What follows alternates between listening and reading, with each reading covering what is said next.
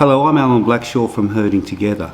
Over the last 2 or 3 years, there's been increased discussion about growing fear of crime, youth crime in particular. In Queensland, where I live, we have the toughest legislation in Australia to attempt to address youth crime. It's largely punitive. Each night, we have more young people in detention in this state than we have in any other state in Australia. That's 274 young people each night in detention. We know from research that the number of youth offenders is decreasing. At the same time, we know the number of serious offenders is increasing. It's now up to 17%. So that means that of that 274 people, young people who are incarcerated in detention each night in this state, 47 of them will re-offend again and again and again. It's pretty clear to me that the harsh attempts that we've made in this state have really failed to address the drivers of the crime. We've been addressing largely the symptoms, the break-ins, the car thefts, the assaults. We haven't really been addressing what's driving them, and to me there are two really big drivers of crime, particularly youth crime, and they are poverty and trauma. Now, both of these are two things that our governments seem really reluctant to do much about. We know that poverty is a driver in crime, and we know that in those more regional and isolated areas where the cost of living crisis is really hitting home, that crime rates are increasing, largely due to poverty. And that's something that we can do something about, but it's well accepted that trauma, particularly childhood trauma, is a factor in crime.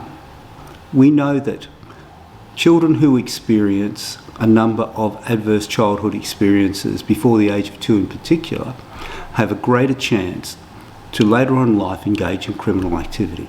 We need to address trauma that these people experience. We need to address trauma that is ongoing. So we need a healing process to be undertaken. Now, if we're not going to address it through government policies, through legislation, through government programs, then the answer is quite simple. And it's the same answer we always have, and the answer is community. We can address both poverty and trauma through the actions that we do as a community. It's recognised that one of the most powerful tools in reducing and preventing crime is a connected community, social connection. By this I mean streets, neighbourhoods and suburbs where people know and trust their neighbours. This is the often stated, the village to raise the child. And the theory is something like this: once we start to get to know our neighbours, we build trust. We've started a conversation and have commenced a relationship with our neighbours. And like all other relationships, we begin to care about the well-being of the other person, in this case, the neighbour. We begin to look out for them. We might put their bins away if the bins are left out. If they've accidentally left a door open, we might close it for them.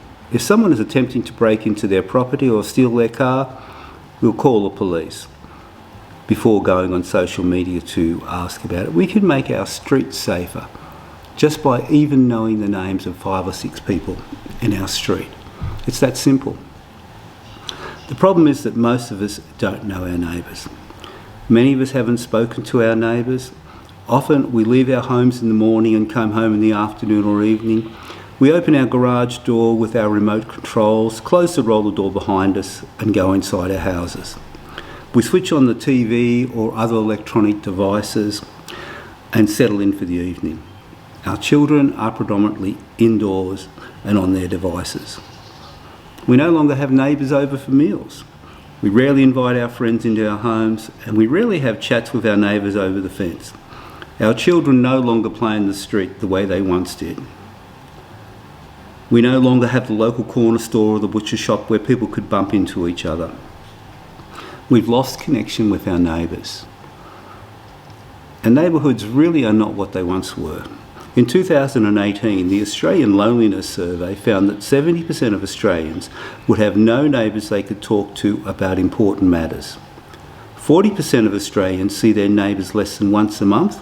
47% have no neighbours they could call on if they needed help. We are living in isolation from one another. But it hasn't always been like this. It's time we started to rebuild our connections. Even going back 1 or 2 generations, our streets and suburbs were different. People knew their neighbours, invited them over for a meal or a drink. Children played in the street and people spent time in their front yards. It would be noticed if a neighbour hadn't been seen for a few days. There was less isolation. But our society has changed. We're incredibly mobile. We move from job to job, place to place. And often we don't take time to get to know our neighbours. We don't get time to be part of the place where we're living. What we need to do is to rebuild the village, the tribe and the community, but it's hard work. It takes time and can be daunting for some. It begins with small actions, and even saying hello is a start. Being neighbourly by getting to know and connect with our neighbours is a starting point, but like all relationships, it grows over time and through various experiences.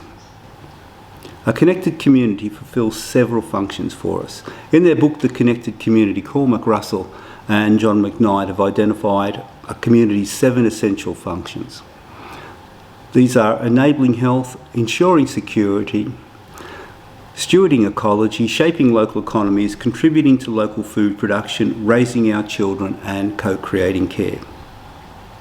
Now you might ask how just getting to know our neighbours is going to address poverty. Once we build a community, we care about that community. We're concerned about the community. We're concerned about the well-being of others. We want to see our community prosper.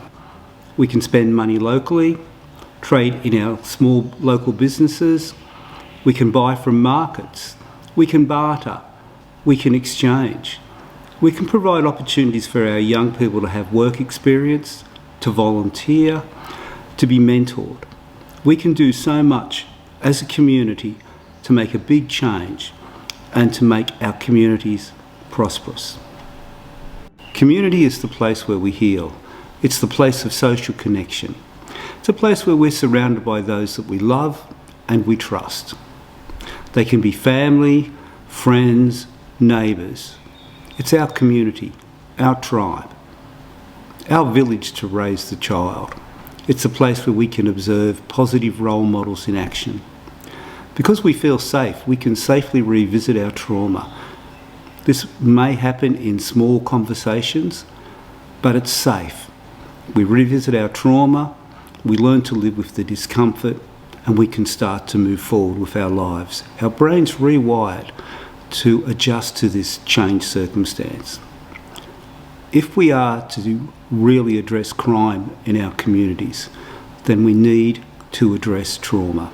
And we can do this best within community. Community is such a powerful tool, and it is just one of those tools overlooked in the discussion of crime prevention.